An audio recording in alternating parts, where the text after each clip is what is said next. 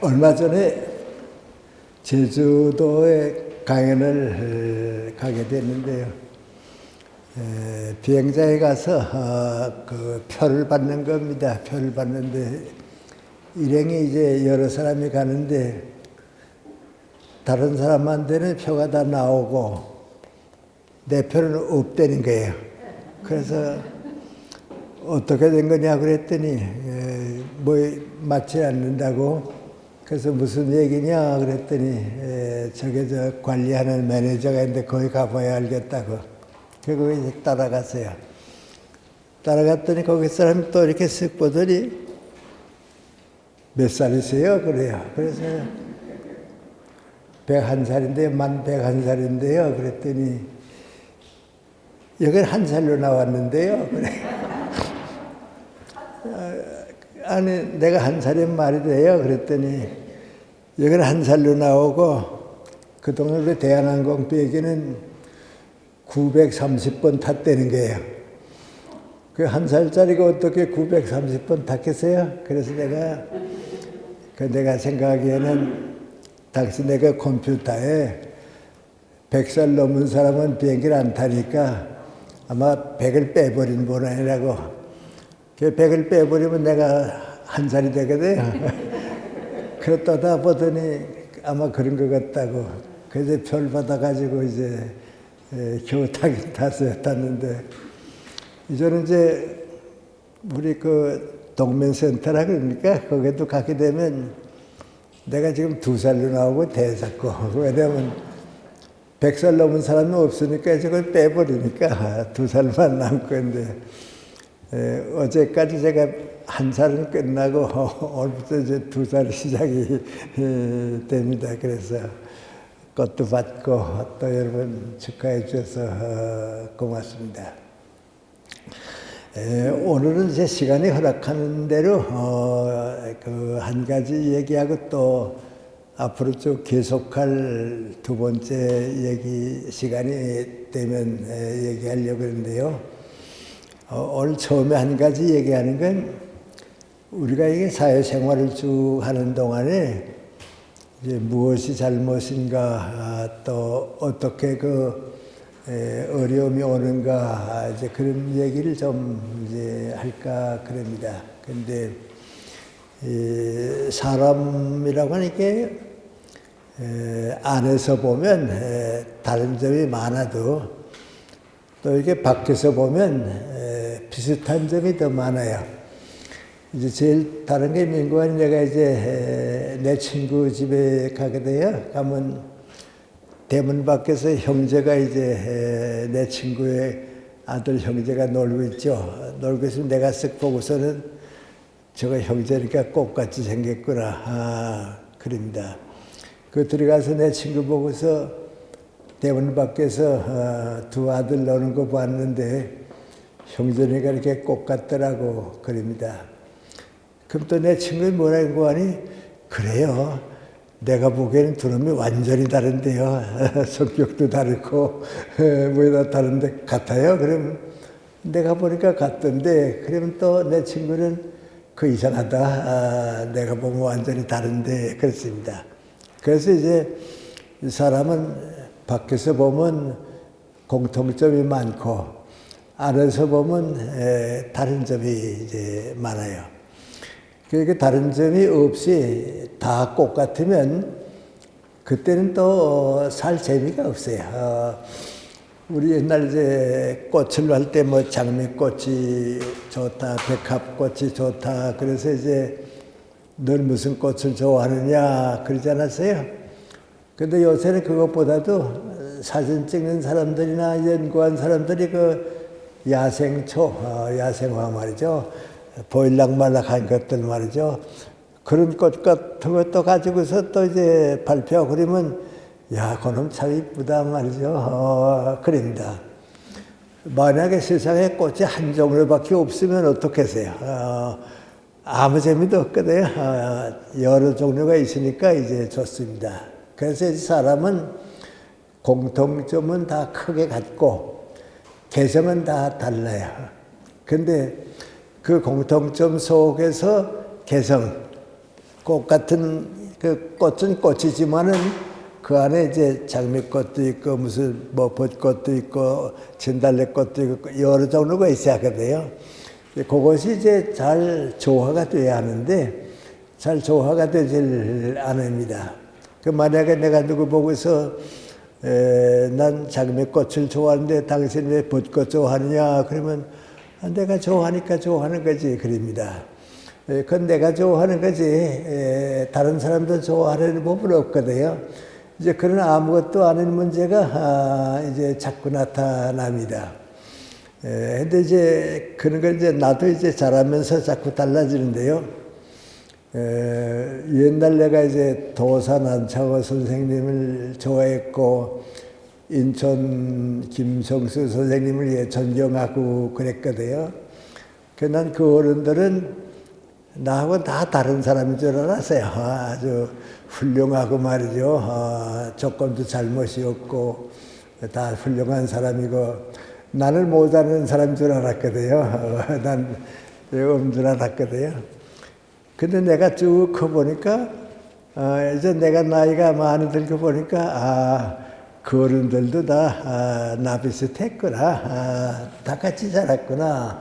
그런 생각이 봅니다.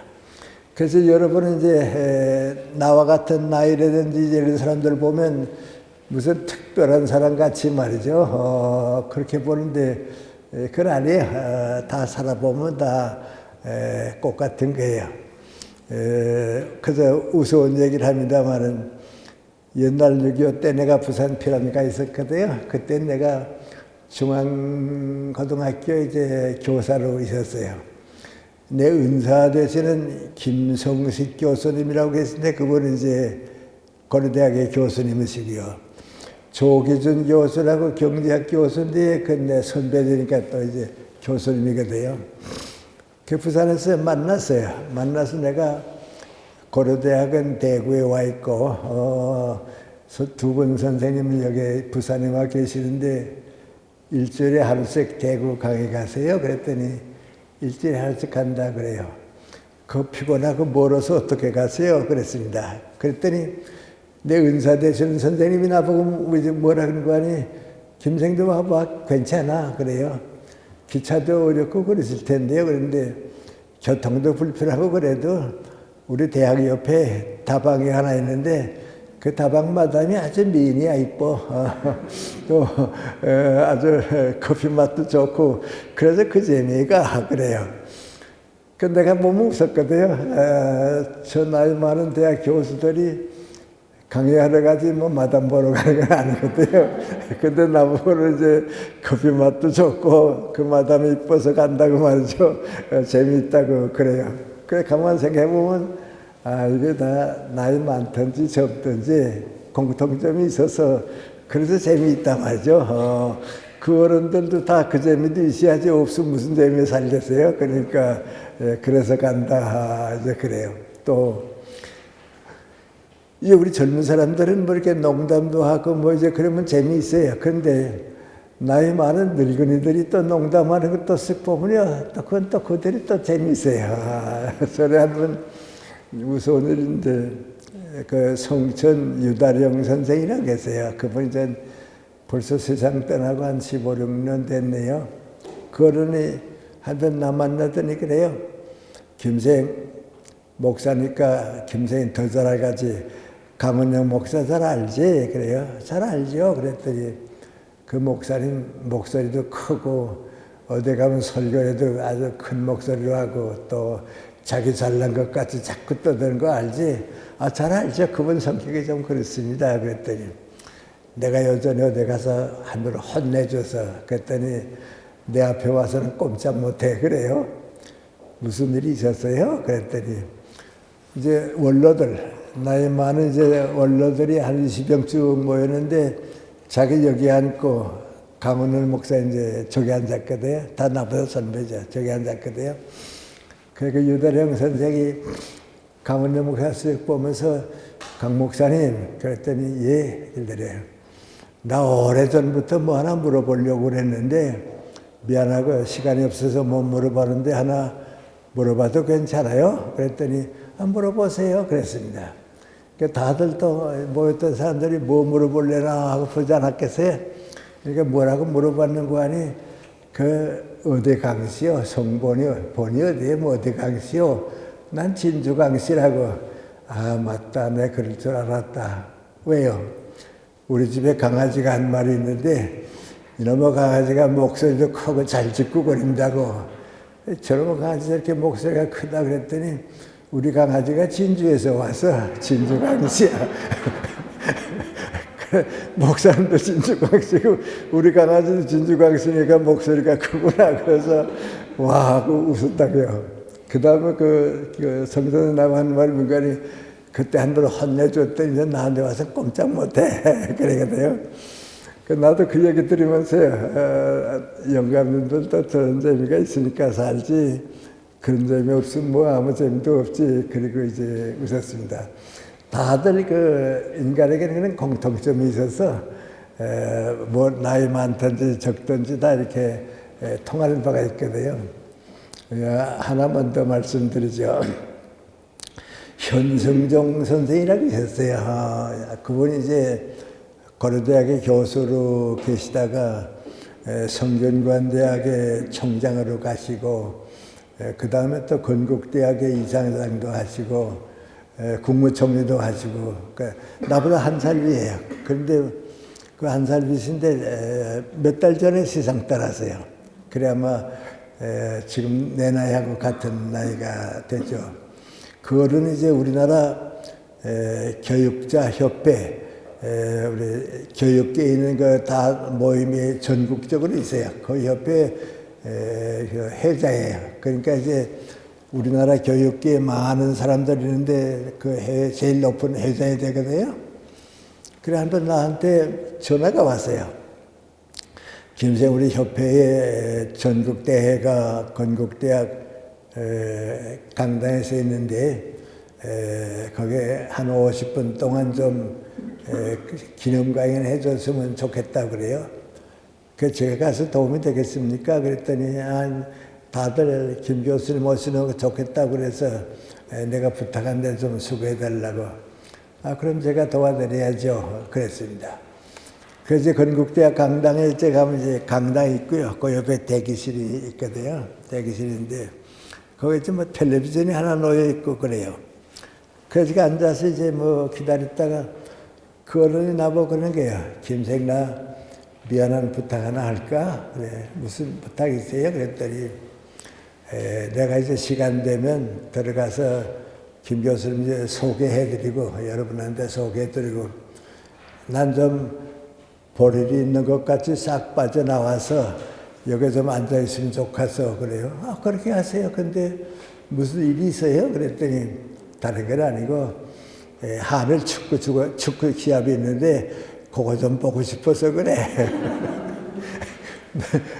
텔레비전 그 옆에 있거든. 그러니까 이제 나보고는 가연하라고 그러고 앉아있기는 좀 재미가 없을 것 같고 축구 보고 싶거든요. 그러니까 자기 나와서 몰래 축구 경기 텔레비전 볼 테니까 좀 괜찮아 그러는 거예요.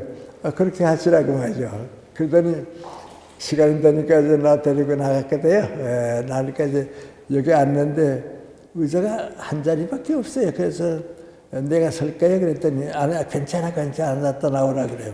그러더니 어른이 이제 날 소개합니다. 뭐 연세대학교에 있었고 뭐 다 소개하고 오늘 좋은 말씀 해주실 거라고. 그리고 날 강당에 올라가는 거 보더니 쓱 빠져나가요. 그 나오다 속으로요.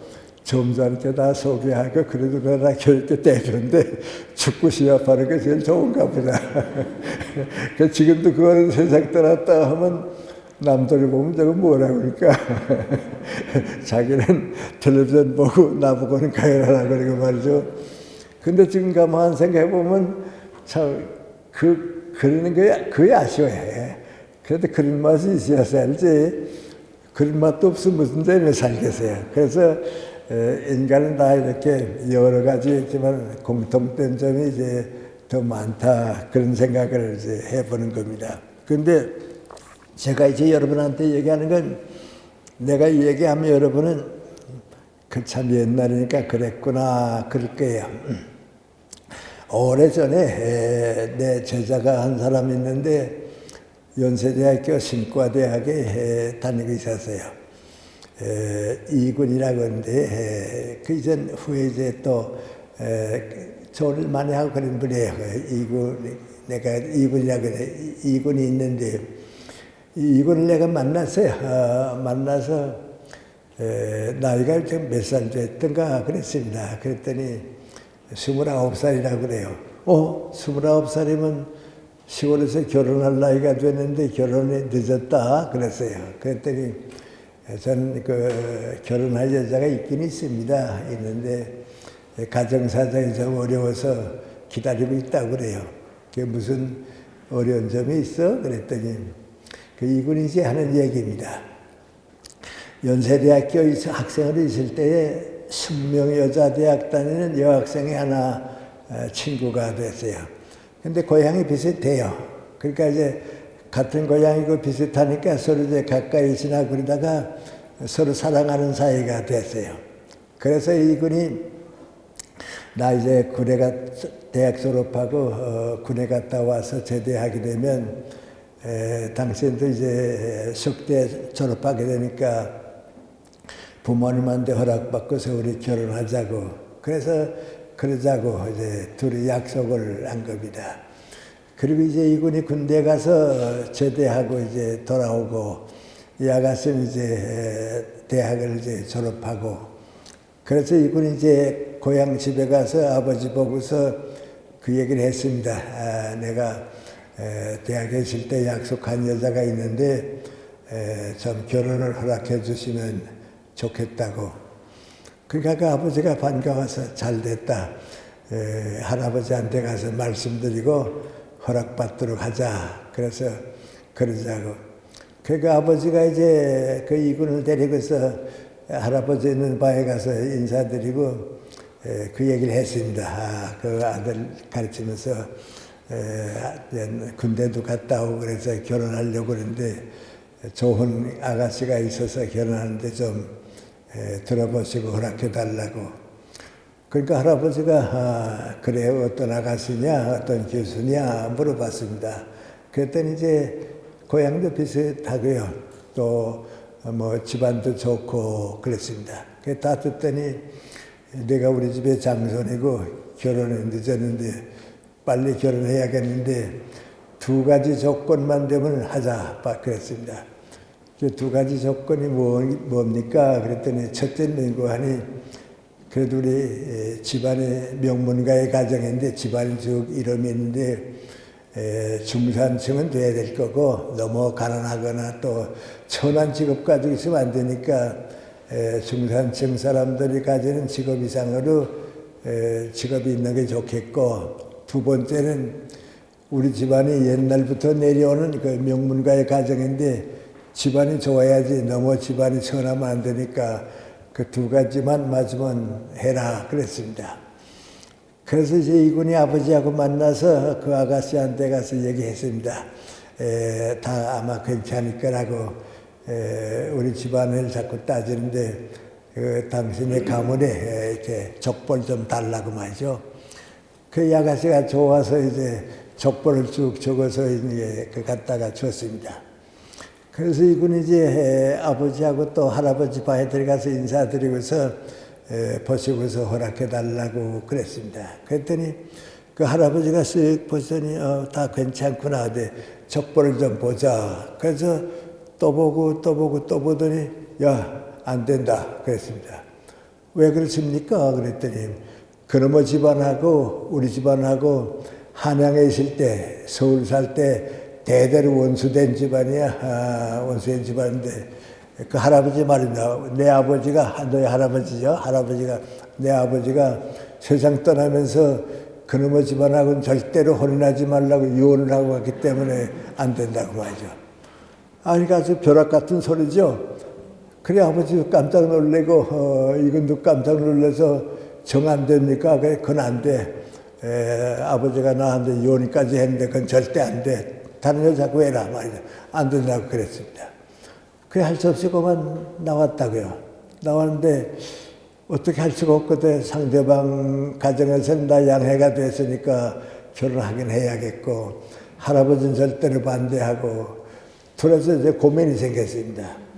그 할아버지가 이제 아버지 찾더니 뭐라 그런 거 아니, 장사려고 그러는데, 그 아가씨 집어치우고 빨리 다른 여자 골라서 결혼하라고 말이죠. 그 명령이 그러니까 어떡하겠어요. 그래서 알겠습니다 하고 나오고선 아버지하고 이제 그 이군 아들하고 고민하는 겁니다. 어떻게 했으면 좋겠냐고. 고민하다가 그 아버지가 이군 보고 아들 보고서 조용히 한 얘기가 무슨 얘기냐면요. 야, 할아버지 뭐 오래 사시겠냐? 그러니까 좀 기다리자 그랬습니다. 그건 무슨 말인 거 아니? 할아버지 죽을 때까지만 기다렸다가 결혼하자 그래서 늦어졌다는 게요. 내가 이제 할아버지 세상 떠나면 결혼하게 됐다 이제 그 얘기가 돼요. 지금 이제 우리가 그 얘기를 듣고 나도 그 얘기를 듣고 나게 되면 참 할아버지 그 답답하다 말이죠. 손주의 행복한 길을 저렇게 막고 있구나 말이죠. 답답하다. 그런데 또 이 할아버지는 맹구하니 과거 두 집안이 싸움을 했으니까 말이죠. 절대 허락 못하겠다 그럽니다. 그 이제 여러분이 생각하게 되면 참 답답하게 됐단 말이죠. 그러니까 이제 좀 나쁘게 말하면 늙은이들을 빨리 죽어야겠다. 그러잖아요. 그 무슨 말입니까? 할아버지 세상 떠나게 기다리는 거 아니에요? 그런데 요새 우리 정치하는 사회나 사회 쭉 보게 되면 나같이 늙은 사람들이 자꾸 젊은 사람들한테 부담이 돼요. 저 나이 많은 사람 좀 빨리 떠나야지 우리도 마음 놓고 살겠는데 말이죠. 기성세대에 대한 불만이 이제 많고 이제 그래요. 그러니까 이제 나 같은 사람은 이제 말은 안 하죠. 말은 안 하지만 속으로 어떻게 생각하는 거 아니? 100세가 넘긴 넘어서도 그래도 젊은 사람들이 나 보고서 좀 더 오래 살아 계셨으면 좋겠다. 좀 저런 나이 많은 분을 모시고서 좀 우리가 더 좋은 교훈을 받았으면 좋겠다. 그런 생각을 하게 되면 내가 100세 넘어서도 부끄럽지 않거든요. 근데 아이고 저 100세까지 넘도록 살았으면 저거 어떡하나 우리가 걱정 이러고만 하게 되면 그건 부담되니까 안 되죠.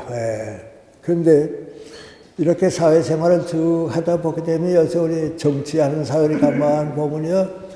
요새 우리 뭐 투표도 하고 뭐 그랬는데 다들 뭐라 그러는 거 아니? 여야 가릴 거 없이 자꾸 젊은 세대들이 늙은이들 좀 떠나라 그럽니다. 왜 안 되겠다고 말이죠. 여당도 그리고 야당도 그래요. 그런데 그게 왜 그런가 하고 생각해 보면 세대 차이를 생각합니다. 나이 많은 사람 또 한참 일하는 사람 젊은 세대, 그 나이 많은 사람 또 일 많이 하는 사람 젊은 세대 이렇게 차이를 보는데 다른 나라는 사실 보면 좀 안 그래요. 우리하고 달라요. 미국 같은 데 우리가 가보거든요. 미국 같은 데 가보게 되면 국회를 쭉 보게 되면 70대도 있고 50대도 있고 40대도 있고 30대도 있어요. 그런데 다 함께 일해요. 다 함께 일해요. 뭐 늙었으니까 떠나라 하는 말도 안 하고요. 젊은이들이 왜 말이 많아고 누르지도 않고요. 다 서로 존경하고 서로 일해요. 그러면 그러냐면 나이 많은 사람은 경륜과 지혜를 주니까요. 그걸 배우는 거예요. 젊은 사람들은 용기가 있고 신념이 있으니까요. 일은 당신네들 해라 말이죠.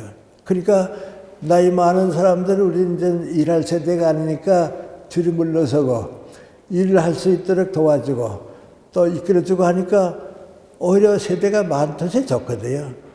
그러니까 그 사람들은 맹구하니 젊은 사람, 늙은 사람, 한참 일할 나이 사람 다 함께 일해서 사회가 좋지. 꽃 같은 늙은이들만 있으면 그 무슨 일이 되겠어요.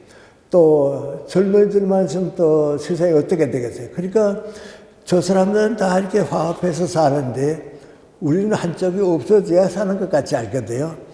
그게 병입니다. 그런데 그 병이 무슨 병인가 하면 이제 우리 다 같이 걸리는 병인데 그건 맹구하니 내가 보기에는요.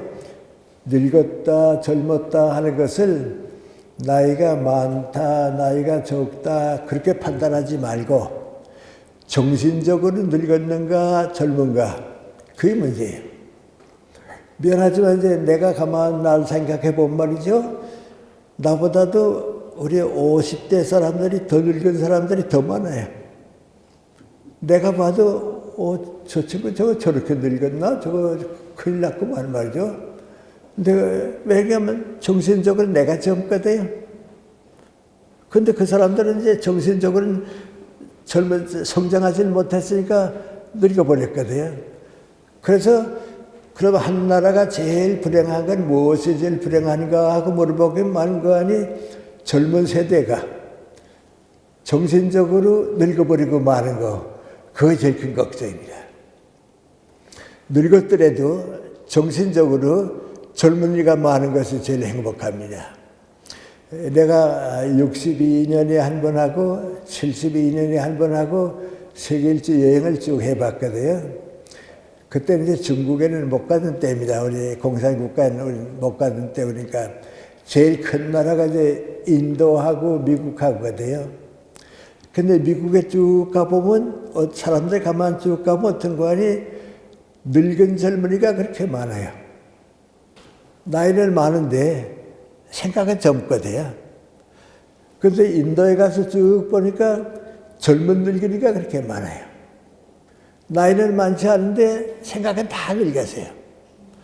인도의 제 남쪽 같은 데 가보면요, 데카 지방 같은 데 가보면요, 여성들이 다 10대 후반부터 아기 낳습니다. 그리고 50쯤 된 평균 연령이 50으로 끝납니다. 그 당시에. 그러니까 40대만 되면 여자들이 좀 다 늙었다고 생각해요. 난 이제 다 늙었는데 그래요. 근데 미국에 가게 되면 그런 나이는 한참 일하고 젊은 나이거든요. 그래서 이게 행복한 나라라는 건 어떤 나라니까 늙은 젊은이가 많은 나라가 행복하구나. 후진국가라고 하는 건 뭔가 젊은 늙은이가 많은 사는 나라가 후진국가구나 말이죠. 그렇습니다. 그리고 보면 이제 우리가 어떤가 그러면 정신적으로 젊은 사람들이 많은 나이가 행복한 나라고 장래가 있고 정신적으로 젊은 사람들이 다 늙어버리고 말면 그건 불행한 나라가 되고 그럽니다. 그럼 그 정신적으로 늙었다고 하는 건 무엇을 말하는가? 아주 쉽게 말하면 한 번 어떤 생각을 가지면 그거 생각 그거밖에 못 가지기 때문에 성장을 못해요. 거기에 머물고 말아요. 그러니까 이제 고정관념이라고 그러죠. 선입관념이라고 그러죠. 이제 학자들은 뭔가 절대 가치라거든요. 그거의 전부라고. 그 이상 없다. 그러니까 20대 된 사람이 그거 믿게 되면 그러니까 70까지 가거든요. 그러니까 성장하지 못하죠. 성장하지 못하죠. 그래서 이렇게 성장하지 못하는 사람들이 그 사회를 차지하게 되면 자꾸 늙어지는 거죠. 그렇습니다. 근데 이제 그런 사람이 따로 있는 건 아니고요. 따로 있는 건 아닌데, 이제 내가 이제 지금 우리 사회를 가만 보게 되면요. 우리 사회에 이제 그런 사람들이 두 종류가 있어요. 두 종류가 있는데, 이제 내가 경험해 보는 건데요. 내가 연세대학교 교수로 있을 때 내 막내딸이 이제 사회학과 입학을 해서 들어왔어요. 그래서 이제 내 아들, 둘째 아들이 연대에 다니고 막내딸이 이제 연대 다니는데요. 다른 애들은 또 뭐 서울대학, 이화대학, 뭐 고대학하고 이제 둘이 다녔습니다. 그래서 내 아들, 딸 보고서 뭐라 그러는 거 아니? 너희들 연세대학교 졸업할 때까지 우리 아버지가 누구다 하는 얘기 하지 말아라. 하지 말고 나도 또 어느 교수를 만들든지 우리 아들이 있다, 우리 딸이 있다 하는 얘기 안 할 테니까 그건 너희들이 그래서 얘기하지 말아라. 그래서 그렇게 하고 갔습니다. 가서 이제 쭉 지났는데 내 막내딸이 연세대학교 입학을 하고 얼마 안 됐는데 여름쯤 되는데 집이 가까우니까 하긴 하죠. 점심을 꼭 집에 와서 먹고 가고 돼요. 그래서 내가 야, 너 점심 학교 식당도 있고 친구들도 있는데 집에 자꾸 오지 말고 학교 식당에 가서 좀 먹고 친구들 사귀어봐라 그랬습니다.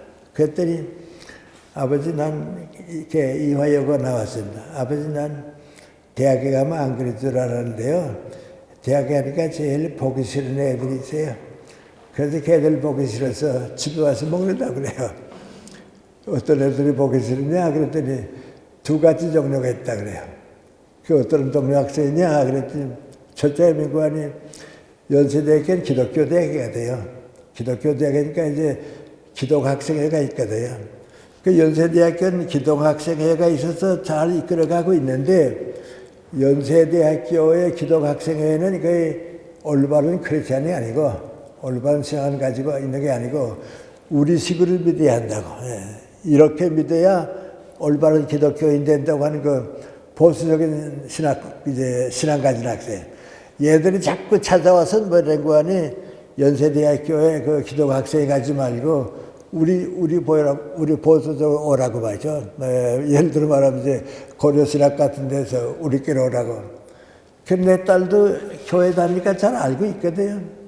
내가 가고 싶은데 가면 될 텐데 왜 자꾸 그러냐고. 또 걔들 한 번 붙들게 되면 또 얘기가 많이 있거든요. 그러니까 걔들 보기 싫다는 거예요. 그 다음 또 누가 보기 싫은 거 아니에요? 운동권 학생들이 또 보기 싫다고 말이죠. 얘들은 저희만 잘난 것 같은 생각은 자꾸 와서 우리 뭐 이제 모임에 오라 말이죠. 이제 동아리 오라 뭐 그래서 그 걔들 만나기 싫어서 자꾸 와서 끌고 가니까 집에 와서 점심 먹는다 그래요. 그렇게 이제 한 2년 동안 연세대학교 다니다가 미국 유학 가고 말았어요.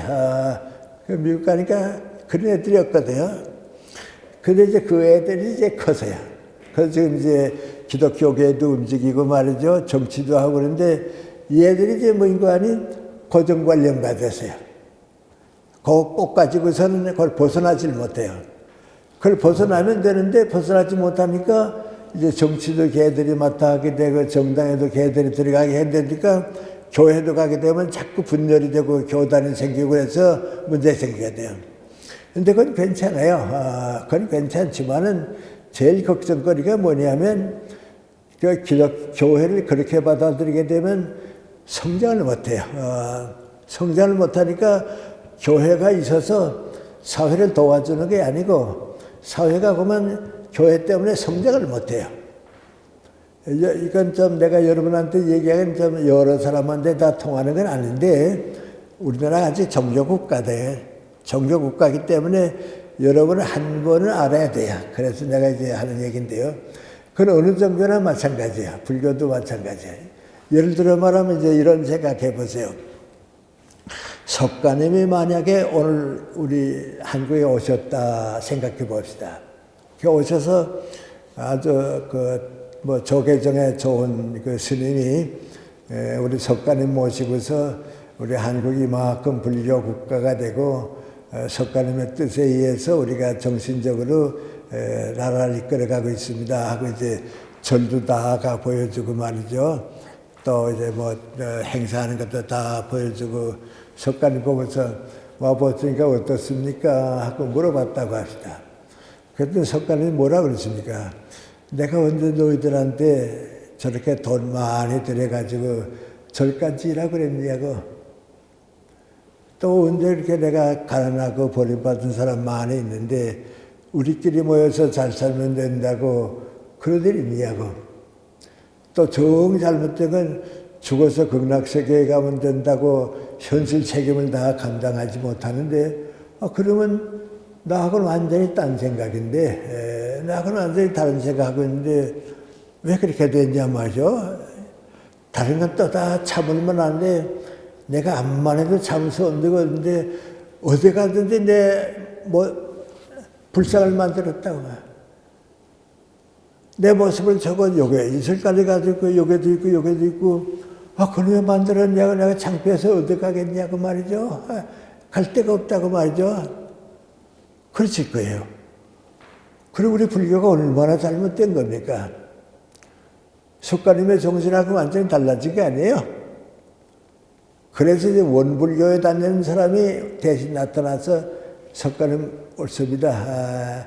그래서 우리가 이런 불교 가지고는 안 되겠다 싶어서 원불교를 바꿨습니다. 그리고 원불교에 한번 와보세요. 그래도 원불교는 어떻게 됐냐고 가보니까요. 강당에 가보니까 석가님 모습도 하나도 없습니다. 그림도 아무것도 없습니다. 뭐 들고 다니는 것도 아무것도 없습니다. 그래서 물어봅니다, 석가님. 그 너희는 조계소에 가면 많이 있는데 아무것도 다 치웠는데 너희 가지고 있는 게 뭐냐? 저 원 하나밖에 없는데 저건 뭐냐 말이죠. 저 원을 생각하면서 석가님이 무슨 생각을 하셨을까 하는 거 찾아보는 거, 법과 진리를 찾아보기 위해서 그거 하나밖에 우리는 가지는 게 없습니다. 그 대신 우리가 하는 건 민관이 세 가지입니다. 한국 민족이 교육을 많이 받아서 깨우쳐야겠다, 깨달아야겠다. 그러니까 교육이 첫째고요. 둘째는 민관이 게으른 민족은 못 살 테니까, 복 받을 수 없으니까 세상 누구보다도 열심히 일하자, 일을 사랑하자. 그 둘째고, 셋째는 민관이 애가 아프다든지 환자가 생겼다고 해서 절에 가서 기도드리지 말고 의사가 생기고 병원이 생겨서 치료받게 해주고, 그래서 우리는 석가님의 정신을 교육과 열심히 일하는 경제와 또 그 다음 민관이 의료 혜택을 주는 거, 그걸 생각하고 있습니다. 그럽니다. 그럼 석가님 뭐라 그러시겠습니까? 잘했다. 너희 생각이 오히려 나하고 가깝다. 그런데 세상 사람들은 벌써 100년 전에 그거 했단다. 너희 원불교에서는 지금 그거 하는데 세상 사람들은 100년 전에 벌써 그거 했다고. 그 석가님이 뭐라 그럽니까? 너희 나라가 생기는데 국가가 국민들에게 해줘야 할 일이 세 가지인데, 첫째가 뭐냐? 문맹자가 없이 교육시키는 겁니다. 모든 국가는 세 가지를 해줘야 합니다. 문맹자가 없이 교육을 시키는데 선진 국가는 고등학교 교육까지는 다 졸업하게 만들어줘야 합니다. 우리도 이제 그렇게 되고 있습니다. 무상교육까지 이제 갈 겁니다. 그건 왜 그러냐면 고등학교 졸업할 정도까지의 교육은 그 나라가 시켜야 합니다. 우리 국민이니까 말이죠. 미국 같은 데 가게 되면요, 그 흑인 애들이 학교 가기 싫어서 그렇게 헷갈려 그럽니다. 그래서 그 애들이 졸업을 못하게 되면 부모가 감옥에 갑니다. 나라가 교육시키는데 너희 아들, 딸들이 고등학교 교육 못 받으면 나라가 어떻게 되냐고 말. 그러니까 첫째가 민관이 교육시키는 겁니다. 두 번째가 뭡니까? 절대 빈곤에서 벗어나는 겁니다. 사람들이 먹을 거 없고 영양 부족이 되면 어떻게 됩니까? 그러니까 절대 빈곤에서 벗어나 경제 활동해야 합니다. 우리 황장엽씨라고 있었죠. 그분이 이제 김일성 때부터 김정일 때 그때까지 정신적으로 이제 북한에서 지도자를 쭉 있다가 대한민국으로 망명해 왔죠. 그 망명에서 와서 이제 세상 떠났습니다. 근데 그분이 이제 나이가 나하고 비슷합니다. 몇 번 왔을 때 만났습니다. 한 번 날 만나더니 그래요. 선생님, 제가 이제 무슨 얘기하다 나보고 그래요. 김 선생님은 언제 월남하셨습니까? 그래요. 1947년에 월남했다고. 그랬더니 뭐라 했는지 아세요? 선생님, 나보다 선견지명이 있어서 일찍 오시길 참 잘했습니다. 선거를 못했습니다. 그거 남았습니다. 남아서 오늘까지 쭉 살다가 왔는데 내가 내 인생을 살아보지는 못했습니다. 그 공산 치하에서 내 인생을 내가 살지 못하고 거기서 살아남고 지도자가 되기 위해서 그저 그거 심부름하느라고 내 인생이 없습니다. 제 인생이 다 잃어버렸습니다. 그러면서 하는 말이 뭔가 하니, 제가 제일 원하는 건 뭔가 하니, 북한의 어린애들이 다 영양 부족이 됐는데, 저렇게 먹을 걸 못 먹고 30대, 40대가 되게 되면 어떻게 되는가? 영양 부족이 되면 정신적으로 성장을 못 합니다. 민족이 망할 것 같아서 어떻게든 그 민족을 살려야겠다고, 그걸 잊을 수가 없습니다. 그래요. 그러니까 그분도 북한에 있을 때 못 느꼈는고 하니 교육이 절대고요. 그 다음 절대 빈곤에서 벗어나는 거예요. 그 다음에 세 번째 이제 국가가 해주는 거 있어요. 그건 민관이 병든 환자를 돌보아 줄 수 있는 준비가 돼야 돼요. 다 병들었는데 코로나 같은 것도 생겼는데 그 국가가 책임질 거 있거든. 이게 세 가지 기본이에요. 그러니까 이제 우리 조계종이라든지 몇백년, 천년 내려온 불교에서는 그걸 몰랐는데 원불교가 나와서 석가님의 뜻이 무엇인가 하는 걸 찾아놓고 보니까 국가가 하는 거하고 같아졌거든요. 그러니까 이제 원불교 사람이 석가님 보고 우리는 어떻습니까? 그랬더니 잘했다. 내가 원하는 오히려 그거다. 뭐 절간 짓는 거고 그게 아니고 이 세 가지 책임을 지는 거다. 그런데 너희는 지금 시작했는데 세상 사람들은 100년 전에 시작했단다. 그러니까 얼마나 우리가 뒤떨어졌냐 말이죠. 너희 종교 때문에 뒤떨어지지 말아라 그겁니다. 근데 우리 기독교도 지금 가만 보면요. 보수적으로 뭐 종교단체에 가게 되면 정말 좀 걱정스러운 때가 있습니다. 내가 뭐 내 얘기하면 좀 이상하니까 좀 말씀드리기 미안합니다. 한완상 씨라고 이제 우리 사회학자가 있었습니다. 사회학 교수가 있었는데요. 그분이 이제 어렸을 때부터 크리스찬입니다. 크리스찬으로서 이제 사회학 교수가 있었는데요. 그분이 숭실대학에서 나오는 이제 사회과학 논문집이 있는데요. 거기에 논문을 하나 발표했습니다. 난 또 다른 것 때문에 발표하고 이제 그분이 발표했는데 그분이 거기서 뭘 조사했는고 하니 영락교회 다 잘 아시죠, 여러분이? 그 영락교회에 대한 영락교회 교인들의 의식구조를 조사를 했습니다. 조사를 쭉 해가지고서 발표했는데 그 결론이 뭔고 하니 해방된 다음부터 6.25 전쟁 겪을 때까지 그때까지는 영락교회와 같은 교회가 큰일 했다고 도움을 많이 줬다고. 왜냐하면 영락교회 교인들의 수준은 높고 일반 사람들의 수준은 낮으니까 그때까지는 도움을 줬다고.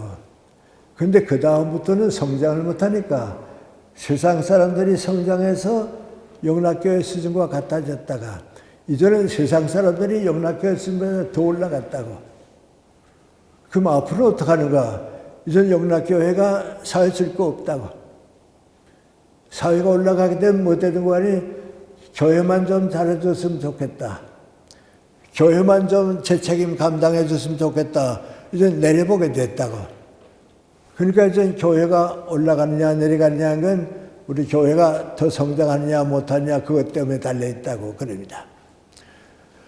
나는 그 한완상 교수가 이제 그 발표한 거 보고서 그런 얘기는 좀 더 일찍 나올 수 있어서 나오는 얘기인데 그렇습니다. 우리 사회하시는 관장님이 책을 한 권씩 나눠드렸죠. 이제 그걸 내가 이제 기독교에 대해서 쓴 책이 좀 많이 있습니다. 많이 있는데 그 책은 이제 출발할 때부터 메고하니 100년쯤 지난 다음에 기독교가 우리 사회에 도움을 주겠느냐, 우리 사회에 어려움을 주겠느냐. 100년 지나셔도 우리 교회가 내가 크리스찬이다, 내가 기독교를 가지고 있다는 게 자랑이 되겠느냐, 부끄러움이 되겠느냐, 그 문제에 취급한 겁니다. 근데 이제 그 책이 좀 내에 크거든요. 그래서 이번에 두란노 서원에서 거기서 몇 점 빼가지고서 좀 간단하게 냈어요.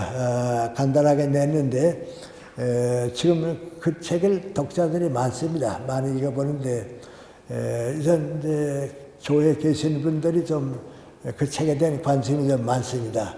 예를 들어 말하면 우리 한국에서 제일 큰 교회가 우리 선복음교회, 여의도 선복음교회가 제일 큰 교회죠.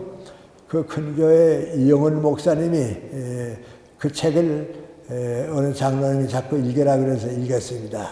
읽고서 날 찾아왔습니다. 날 찾아와서 교수님 우리 교회에 대해서도 좀 이렇게 말씀해 주시고 방송도 해 주시고 그래 달라고 말이죠. 그러니까 그 목사님도 이건 내가 목사가 아니니까 내 책을 안 읽다 그걸 읽고 나니까 우리 김 교수님이 쓰신 책인데 내가 좀 모시고 시작했다. 그 얼마 있다 또 거기 이제 그 순복음 교회에서 하는데 뭐 방송도 가고 이제 그럽니다. 그런 민구안이 이제는 기독교가 100년쯤 지나게 되면 달라져야 됩니다. 여러분 이제 구라파 가보면요. 지금 뭐 미국도 그렇지만 이제 영국, 독일, 불란서 이런 가운데 가보면요. 교회가 다 문 닫습니다. 교회 다 문 닫습니다. 화란, 네덜란드 화란이죠. 화란에 가보게 되면 나라에 제일 큰 예배당이 하나 있거든요. 대표적인 그 예배당을 유지하려고 하다가 이젠 다 그만두고서요. 다 큰 성당이니까 이쪽은 도서관 만들고 이쪽은 문화시설 만들고 이쪽은 뭘로 저거 예배를 안 봅니다. 왜냐하면 사회 수준이 높아지고요. 교회 수준이 낮으니까요. 교회 가지 않습니다. 그렇기 때문에 우리는 어떻게 생각하는가 하니 교회가 없어졌으니까 좀 기독교가 없어진가 보다 그렇게 생각하는데 그건 아닙니다. 기독교 정신은 살아갑니다. 기독교 정신은 살아갑니다. 그래서 이런 걸 이제 우리가 고정관념에 빠지게 되면 성장을 못하게 됩니다. 그래서 우리 과거에는 기독교가 우리 국민을 쭉 키워왔는데 이제는 기독교가 뭐 정심하게 말하면 죽어서 천당 가기 위해서 예수 믿는다고 정도가 되게 되면 그때는 모든 거 안에 사회를 이끌어 올리질 못합니다. 그러니까 우리 교회 안에서도 자꾸 문제가 생깁니다. 제가 이런 얘기하면 좀 걱정스럽게 생각할지 모르지만 다 한 번은 겪어야 하니까 그래서 한 가지 얘기만 더 하겠는데요. 나는 감리교회입니다. 감리교회 우리 교회 목사님 가운데 조창환 목사님이라고 있습니다. 그 목사님은 처음에 서울대학 복과대학 다니고 크리스찬이 아니었습니다. 크리스찬이 아니었는데 미국 그 부인이 이제 이화여고 나온 분인데 그 부인이 아주 좋은 신앙을 가졌습니다. 그 부인 때문에 인도를 받아가지고 이제 신앙을 가지게 되고요. 미국에서 이제 신학을 해가지고 목사가 됐습니다. 미국에서 감리교 목사가 되니까 이제 여기 와서 목사가 되고 할 게 아니에요. 그러니까 이제 목사 시험이 있습니다. 교리 시험이 있거든요. 근데 이제 나보고 이제 하는 얘기죠. 나보고 그래요. 선생님, 저 한국 와서 목사 자격을 얻으려고 교리 시험을 봤는데요. 낙방해서 목사 못 될 뻔했습니다. 그런데 다시 빠져서 이제 목사 자격 얻었습니다. 그래요. 그 무슨 얘기십니까? 그랬더니 여기 와서 이제 교리 시험을 보는데 교리 시험 본 사람이 뭔가 하니 천당과 지옥을 믿습니까? 하고 물어봤습니다. 그러니까 이 목사님이 뭐라고 대답하는 거 하니 천당은 있을 겁니다. 그렇지만은 하나님께서 인류를 너무 사랑하셔서 독생자 예수님까지 보내주셨는데 지옥은 아마 안 만들었을 것 같습니다. 그래서 하늘나라가 있다고 하는 건 믿지만은 나는 지옥이 있다는 건 잘 좀 믿지 못합니다. 그랬습니다. 그러니까 교리시험에 떨어졌습니다. 좀 창피스러워서 떨어졌다고요. 그래서 할 수 없어서 뭔가 그 시험관 목사님들 가서 미안하다고 말이죠. 내가 생각이 아마 신앙이 모자가 다 잘못했다고 그랬습니다.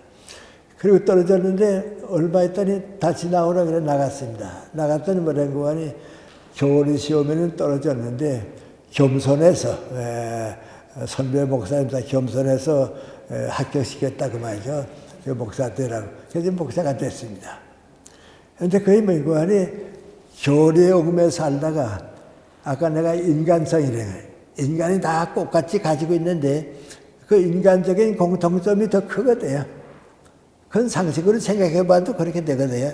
그러니까 그 교리보다도 인간적인 공통가치를 찾게 되니까 이제 그랬습니다. 근데 내가 이제 얘기하는 건 그 사실 때문에 얘기하는 건 아니고요. 우리들이 이제 종교적인 고정관념에 빠지면 성장을 못해요. 그래서 그렇대요. 저는 연세대학교 이제 제자들이 많지 않아요. 이제는 한 10년 된 것 같습니다. 강남에 큰 교회가 있습니다. 큰 교회에 그 유년 중고등학생 가르치는 선생님들이 있습니다. 교회마다 있지 않아요? 그 중고등학교 가르치는 선생님들이 또 많대요. 그렇게 많지는 못해요. 한 120명이 모였어요. 그 선생님들이 이제 모이는데 거기에 내가 이제 가서 얘기를 해주게 됐어요. 그 얘기를 해주게 돼서 갔는데 그 가만히 가서 인사하는 거 보니까 많은 학생이 연세대학교 나오고 이화대학 나온 사람들이에요. 그 사람들이 이제 교회에서 이제 중고등학교 학생들한테 이제 가르치는 거예요. 그 내가 이제 할 얘기를 쭉 다 하고서 이제 쭉 나와서 보니까 내가 제일 걱정스러운 게 있는 거니 저 연대나 이화대학 나온 학생들이 사회에 나가서 일했으면 많이 성장을 했겠는데 교회에서 그것만 가르치려고 꼭 있으니까 목사님보다 더 훌륭하지는 못하거든요. 목사님 가르친 걸 또 가르쳐야 하거든요. 그러니까 목사님보다 더 훌륭하지는 못하니까 그 밑에만 있는 거예요. 그래서 이게 참, 내 제자들인데 교회를 더 좋은 교회를 택했으면 목사님보다도 사회 면에서는 더 성장했을 텐데 참 성장이 늦어진다. 그런 생각했어요. 그래서 내가 이제 우리 교회가 이제 고정관리만 자꾸 빠지면 교회는 문 닫고요. 기독교 정신은 점점 더 커지고 이제 그렇게 될 거예요. 그래서 여러분이 사람은 항상 새로워지는 건데요. 그러면 기독교라고 하는 게 뭔가, 예수님의 교훈이라고 하는 게 무엇을 말하는가, 항상 성장하는 겁니다. 사회가 병들었을 때는 사회를 위해서 성장하고요. 교육이 잘못됐을 때는 교육을 위해 성장하고요. 그런데 나는 이제 쭉 내가 자라난 거 보게 되면 내가 예수를 안 믿었거나 크리스찬이 아니었으면 오늘만큼 성장 못했을 거라. 내가 성경을 읽고 크리스찬이 됐으니까 이만큼 성장했지. 만약에 그렇게 안 했더라고 했으면 오늘만큼 성장 못했을 거다. 맞죠? 그런 생각해 봅니다. 근데 그럼 나는 어떻게 믿었는가? 나는 예수님의 말씀을 내 인생관, 내 가치관으로 받아들이니까 예수님께서 항상 나에게 가르쳐 준 것이 미래를 향해서 창조적으로 나라를 위해서 민족을 위해서 그렇습니다. 그러니까 미안하지만은 내가 크리스찬이 못 됐으면 이만큼 성장 못했겠는데 크리스찬이 됐기 때문에 성장했습니다. 그럼 이제 어떤 결과가 됐는가 하고 생각해 보는데요.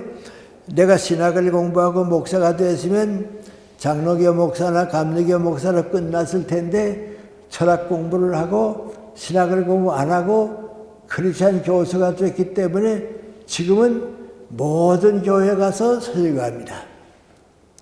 어느 신학교에 가서든지 강의합니다. 얼마 전엔 장로교 신학교 교수님들한테 강의를 갔습니다. 감리교 신학대학에 가서는 우리 감리교 신학대학원 학생들한테 내가 강의해 줍니다. 그럼 좀 이상하지 않아요? 저 목사도 아니고 장로도 아니고 평신도인데 어떻게 신학교에 와서 신학자들한테 강의하는가 말이죠. 강의해 줍니다. 또 그걸로 끝나지 않습니다. 우리 목사님들이 천주교에 가서 성당에 가서 설교하는 법은 없습니다. 그건 갈 생각도 못하고 오라고도 안 그럽니다. 그런데 나는 미안합니다. 명동 성당에도 가서 신앙 강의합니다. 지난번에 갔더니 그 신부님이 말이죠. 날 맞이하니까 명동 우리나라 제일 큰 성당 아니에요. 신부님이 나와서 날 맞이하더니 인사하면서 뭐라고 하니, 선생님 제가 오래전부터 뵙고 싶었습니다. 제가 중고등학교 학생 때부터 선생님 책 읽었습니다. 오늘은 우리 성당에서 우리 신도들한테 좀 강연해달라고 그래서 초청했습니다. 그건 나도 이제 모르죠. 나도 얼마나 모일지 모르고 들어갔는데 성당에 들어가 보니까 거의 힘껏 많이 모이면 1,500명이 들어와요. 근데 1,500명이 다 들어오고요. 다 서서 들어요. 못 들어오는 사람. 그래 끝나고 나니까 그 신부님이 나보고 뭐라는 거 아니, 저는 선생님 안 계셨으면 아마 크리스찬이 못 되실 것 같습니다. 선생님 책 때문에 크리스찬이 됐습니다. 그래요. 그러면 미안합니다. 이거 진정한 신앙을 가진다고 하는 항상 새로워지는 겁니다. 항상 달라지는 겁니다. 바로 며칠 전이죠. 우리 MBN이라고 매일경제에서 하고 있는 거 이제 텔레비전 있잖아요. 거기서 나한테 무슨 얘기를 하다가 정치 문제도 있고 사회 문제도 복잡한데 우리 텔레비전에 나와서 좀 얘기해 달라고 그래요. 그 내가 대단히 미안하지만 여러 사람 나가는데 함께 나가는 게 나 안 나간다고, 또 프로그램에 날 맞추기 위해서 온다고 안 나가고 20분 이상 나왔는데 시간을 주면 내가 나가겠다 그랬어요. 그랬더니 그쪽에서 이런 거 물어볼 텐데 좀 대답해 주시면 좋겠다고 그랬어요. 그래서 내가 읽어보니까 나가는 게 좋을 것 같아요. 그래서 나가서 얘기를 했어요. 그런데 그분이 이제 정치적인 질문도 좀 많이 했어요. 그러니까 나도 나 아는 대로 이제 보시는 분도 계실지 모르지만 이제 정치적인 대답을 좀 했거든요. 그런데 그거 끝나고 나니까 전부 뭐라고 얘기했는고 하니, 지금까지 우리 정치계 여러 사람들한테 얘기를 들었는데 교수님 말씀이 제일 공감대가 높습니다. 그 방송국에서 나한테 뭐라고 연락했는고 하니 우리가 지금 프로그램 많이 했는데 직접 나하고 방송한 사람이 뭐라고 했는고 하니 그 글을 보내서 뭐라고 했는고 하니 제가 지금까지 많은 정치인들하고 얘기를 했는데 이번에 선생님하고 한 20분 동안 말씀드렸는데 그 이상 좋은 말씀도 없었고 그걸 정말 감사했다고 봐요. 그래서 난 잘 모르죠. 그런데 다들 얘기하면 지금 또 나오고 아마 그런 것 같아요. 나는 신앙이라고 하는 그런 걸 줄 알아요. 그래. 그래서 여러분이 이제 기독교 생활을 가진 분도 있고 안 가진 분도 있고 그건 뭐 선택이니까 좋아요. 좋은데 내가 생각하는 민관이 예수 그리스도의 가르침이 내 인생관이 되고 가치관이 되면 그 이상은 내게는 없어요.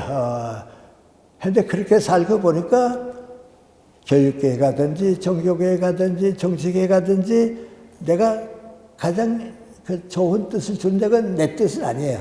내가 기독교에서 받은 뜻이거든요. 그런데 시간이 이제 한 10분 시작했는데 한 가지만 말씀드리고 시겠는데요. 내 친구들 가만 보게 되면요. 인생을 진실하게 산 사람들은 마지막엔 다 신앙으로 돌아와요. 그래요. 우리 김태길 선생이 뭐 다 아시는데, 나 그렇죠? 그분이 몇십 년 동안 고민하더니 세상 떠나기 전엔 다 크리스찬이 돼요. 내가 그 세상 떠난 다음에 문상을 갔거든요. 갔더니 전혀 생각 못 했는데 십자가를 그리고요. 성도 김태길이라고 썼어요. 우리나라에 뭐 나보다 더 훌륭한 철학 교수입니다. 그런데 그 사람이 크리스찬 될 줄은 몰랐거든요. 근데 마지막에 교회에 안수받고 내가 교회 다 신도가 되겠다고 그 십자가 밑에 김태길 성도라고 썼거든요. 그래서 내가 몇십 년 고민하더니 결국은 신앙인이 됐구나 말이죠. 그런데 한번 자기가 글을 썼어요.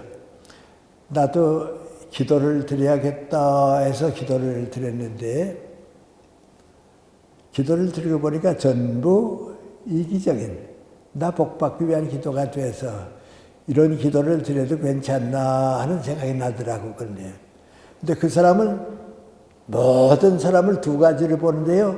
기도 드릴 수 있는 사람과 기도 드릴 수 없는 사람.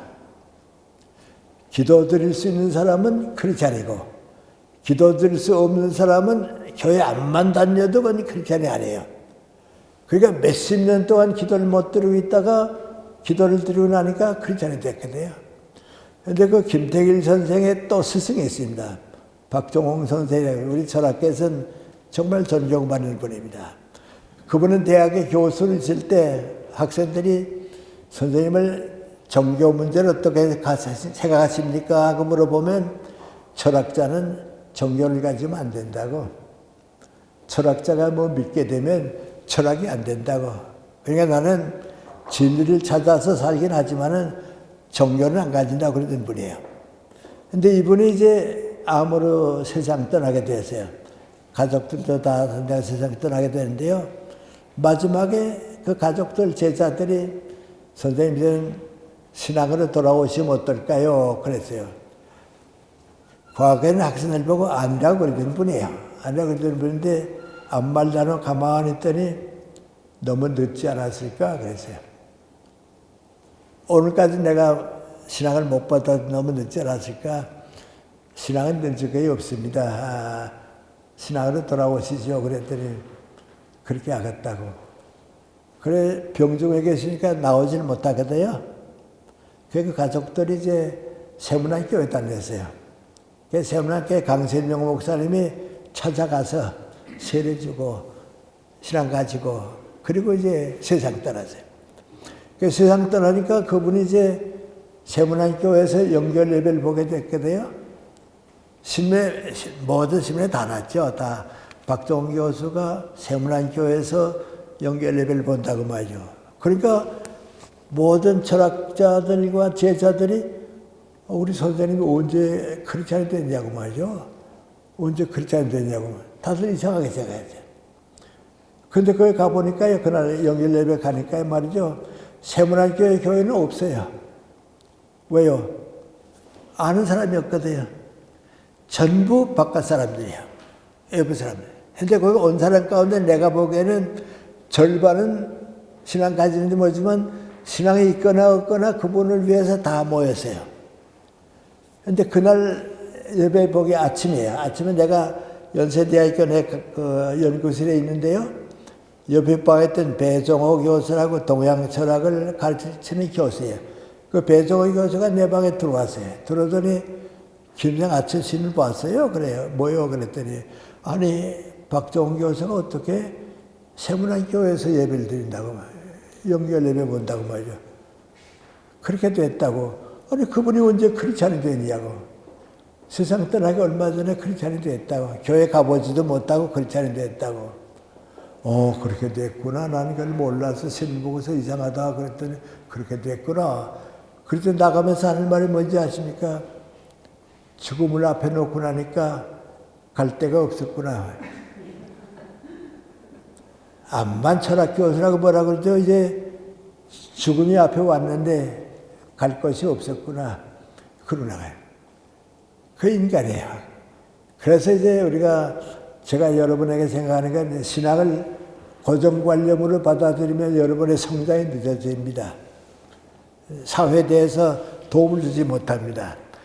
예수님의 말씀을 내 인생과 진리로 받아들이게 되면 항상 새로워지고 항상 지도자가 되고요. 어디 가든지 누구한테든지 참 스승다운 스승이 되고요. 그래서 고정관념의 노예가 되면 안 됩니다. 그 다음에 두 번째 지금 우리 정치 문제 때문에 고정관념의 노예가 된 사람들이 있고요.